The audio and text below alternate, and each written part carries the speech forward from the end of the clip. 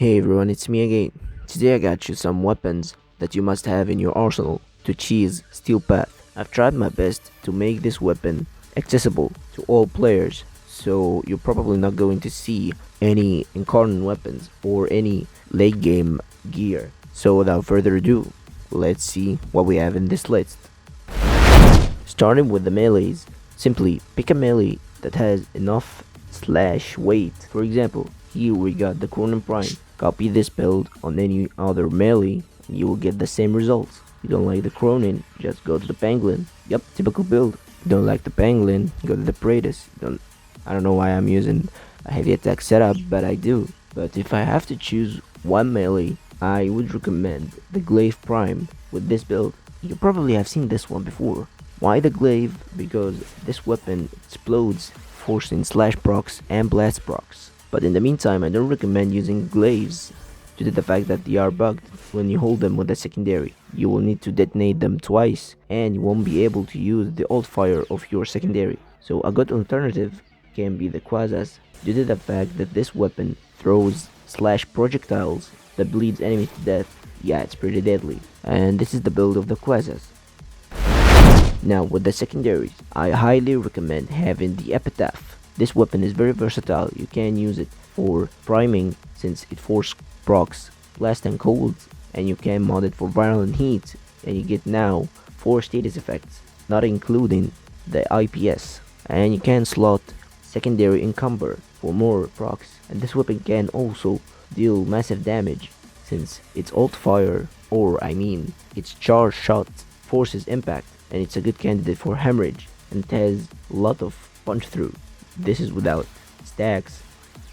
This is when we start to get some stacks. Yup, deadly.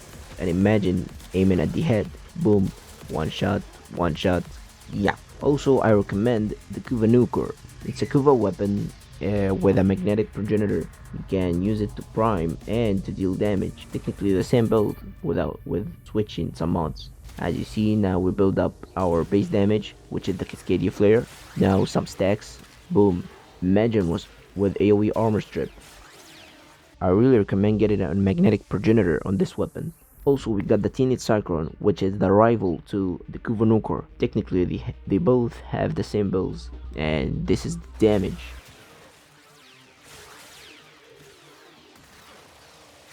Also, I recommend having multiple primers for multiple loadouts and setups like the Compressa, Hystrix Prime, Zacti or Zacti Prime, and the list goes on. This is how the Zacti actually works.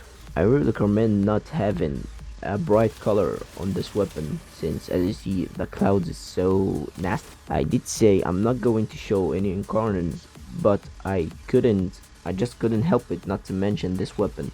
This is the Latum, modded for corrosive, and this is the build. If you have enough space, put primed convulsion instead of the normal one, but I don't in my case. The evolutions I'm using this one, this one, this one, and this one. Let's see how much damage we can deal. This weapon is a really nice weapon if you want to hunt some bosses like the Kuva or Sisters or even the Archons.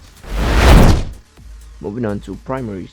In my hands I have Boomba, which is the kit gun made from Spore Laser Chamber, Tremor Grip, and Splat Loader. And this is the build of the weapon. The weapon already has toxin in the explosion, so adding cold element will form viral. And without Termination enough crits, yeah, you'll see some nasty slashes. The firing power isn't satisfying, but if you have some fire rate buffs, let's say a Harrow with Arcane Tempo,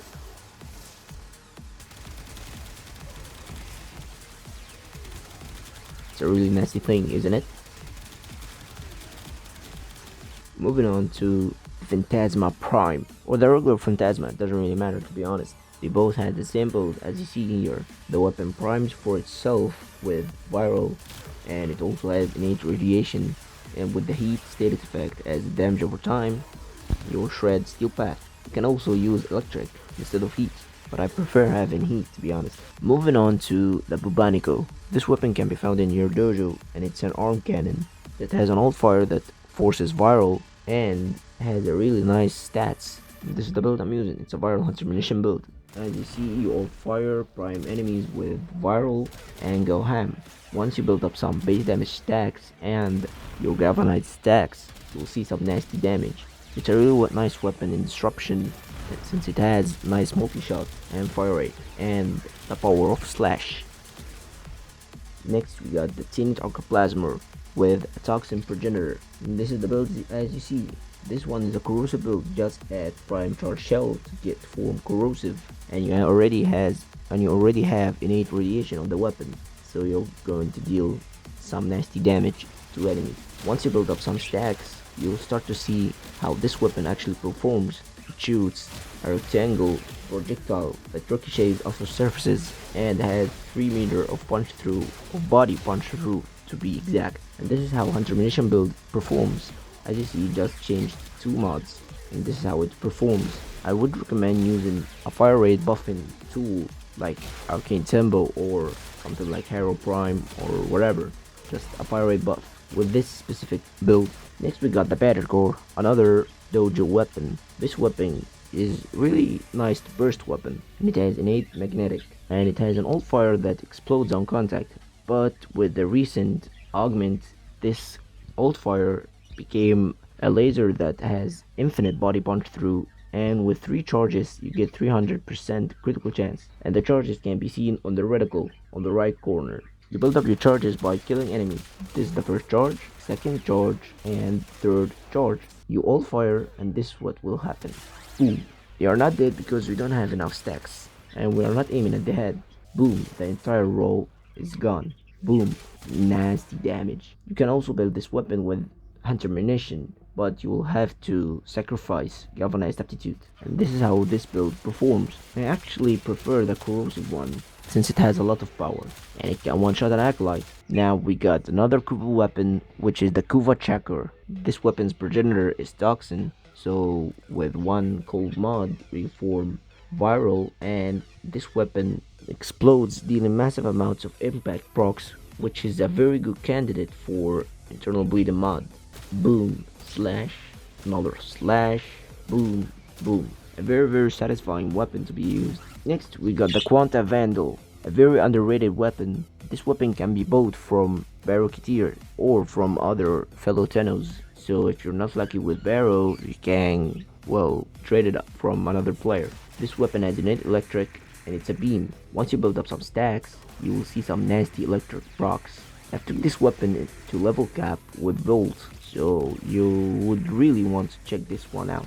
The build might differ if you want to slot some viral, but I recommend going this route. Even though you don't have viral, you'll still kill enemies. But hey, if you want to prime with another weapon like the Kubanokor, yeah, you will start to see nastier damage. Another weapon to be mentioned is the Convectrix, a really strong weapon if you want to fight Demolists, specifically Grenier Demolists. This weapon has an augment called Efficient Beams that give it 150% static chance. This weapon is pure slash, so if you build some crits and some static chance and multi-shot, you'll shred enemies. And you can go all in static chance, but I prefer the crit route. As you see, all I have to do is just to touch the enemy and they are already dead. I just couldn't help it not to mention this weapon. So here's the Incarnal Latron. I mainly use this weapon for armor stripping, and I took it to level cap with this route. But you can swap this with the perk that gives you critical chance if you want, but let's see how this actually perform in the armor stripping. All you need is just get 5 stacks of puncture and the enemy is already stripped of his armor. You see how this worked? Okay, let's see how this incarnate form work and give it some crit buff from its evolution.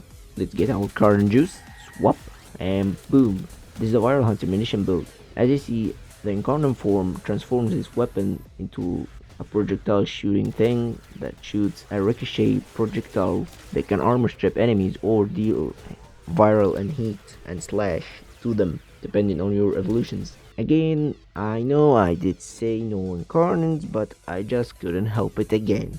Technically the 3rd time, and this is the Toroid Incarnate.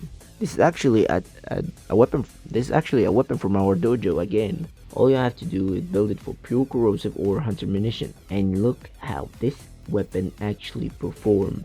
This is insane, man. Unfortunately, this weapon blows its load really quickly, but hey, it has a nice effect.